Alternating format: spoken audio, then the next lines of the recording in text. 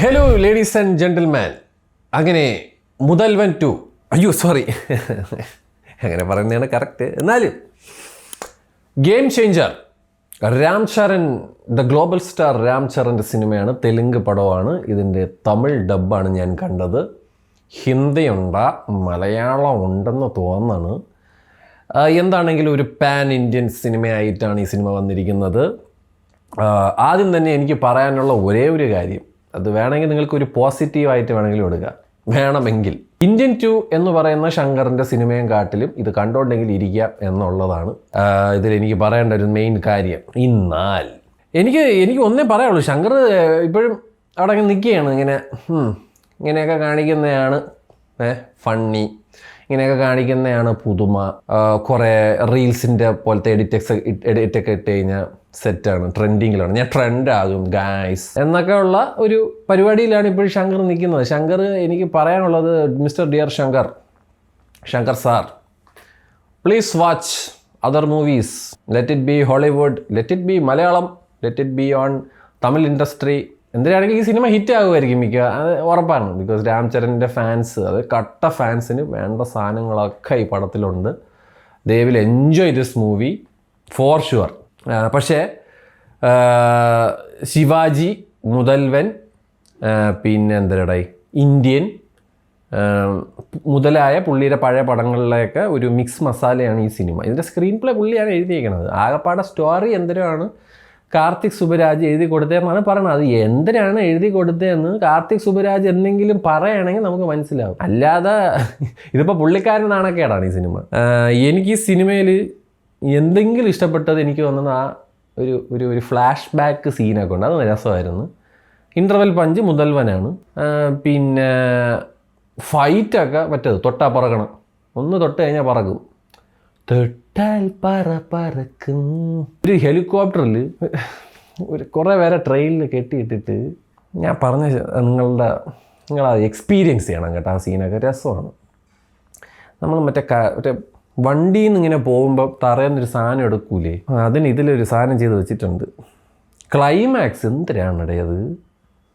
JCB festival അല്ല, എനിക്ക് മനസ്സിലാവാത്തതുകൊണ്ട് ചോദിക്കണതാണ്, എന്തിനാണ് അവസാനം കാട്ടിക്കൂട്ടി വെച്ചേക്കണത്? IPS to IAS, IAS to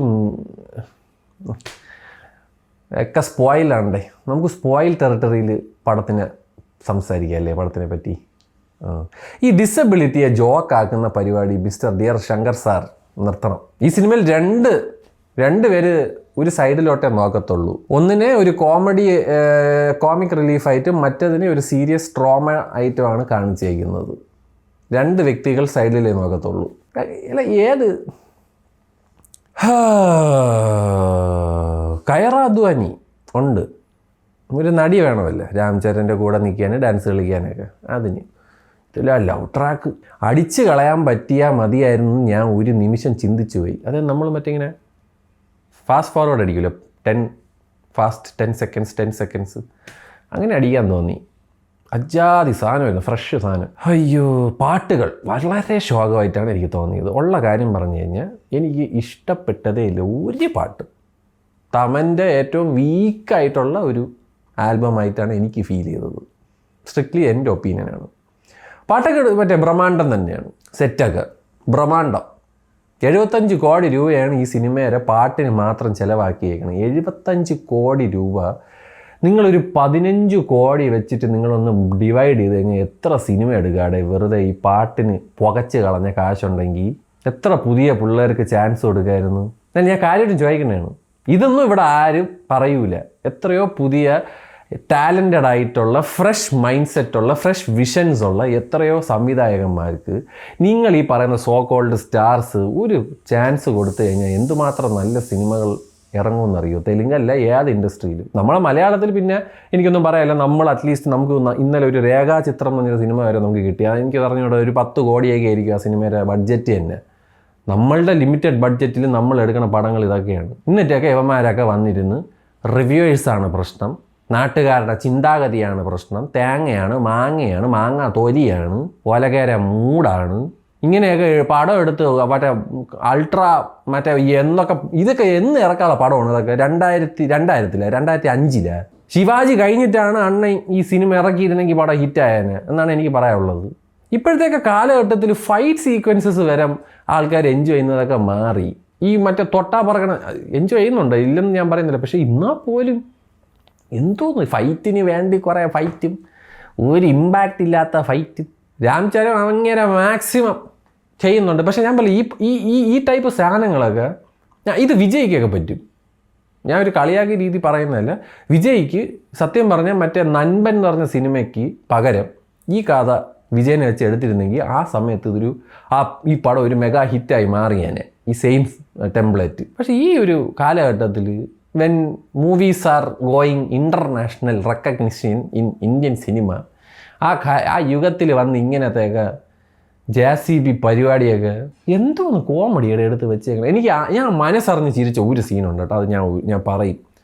ഈ മറ്റേ വോട്ട് ചെയ്യണതിൻ്റെ മറ്റേ ഇത് മാച്ച് കളയണതിന് എന്തോ ഒരു കെമിക്കൽ കൊടുത്തിട്ട് എല്ലാ എണ്ണവും വലിയ മൊന്ത മറ്റേ വിരളുമായിട്ട് പറഞ്ഞ ഒരു സീനുണ്ട് ഡോക്ടറിനെ കാണാനായിട്ട്. അത് കോമഡിയാണ്, ഞാൻ ചിരിച്ചതേ. അത് സിനിമാറ്റിക്, അത് ഒരിക്കലും നടക്കില്ല. എന്നാലും അത് ഞാൻ എനിക്ക് ചിരി വന്നത് അത് കണ്ടിട്ട് ഞാൻ മനസ്സിലായി. പിന്നെ ജയറാമേട്ടൻ നന്നായിട്ട് കുറച്ച് സീൻ ചെയ്തിട്ടുണ്ട്. എസ് ജെ സൂര്യയുടെ ഡയലോഗ് അടി പരിപാടിയൊക്കെ ആയിട്ട് മുന്നോട്ട് പോകുന്നുണ്ട്.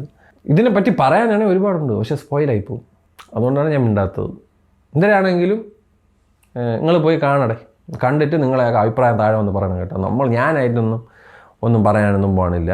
എന്തിനാണെങ്കിലും ഇന്ത്യൻ 2-നെ കാട്ടിലും ബെറ്റർ ആയിട്ടുള്ള ഒരു പടമായിട്ടാണ് തോന്നുന്നത്. പിന്നെ ഷമീർ മുഹമ്മദാണ് ഈ സിനിമ എഡിറ്റ് ചെയ്തിരിക്കുന്നത്. അണ്ണാ വെൽഡൺ, കിടില എഡിറ്റിങ്. നിങ്ങൾ ആ കട്ട് ചെയ്ത് വെച്ചേക്കണമുണ്ട് ഈ പടം നമുക്ക് ഫുള്ളിരുന്ന് ബോറടിക്കാതെ കാണാൻ പറ്റി. ബാക്കിയുള്ളത് ഒരു പടം ചുമ്മാ ഒരുപാട് സമയം കളയാനുണ്ടെങ്കിൽ ഒരു 2.25 മണിക്കൂർ നിങ്ങൾക്ക് അറിയാം. പക്ഷേ എനിക്ക് പോയി കണ്ടിട്ട് നിങ്ങളുടെ വിലയേറിയ അഭിപ്രായം താഴെ പറയുക. ഞാൻ എന്തായാലും ഒരു ദിവസം നമുക്കിതിനെപ്പറ്റി നല്ല വിശദമായി സംസാരിക്കാം. We can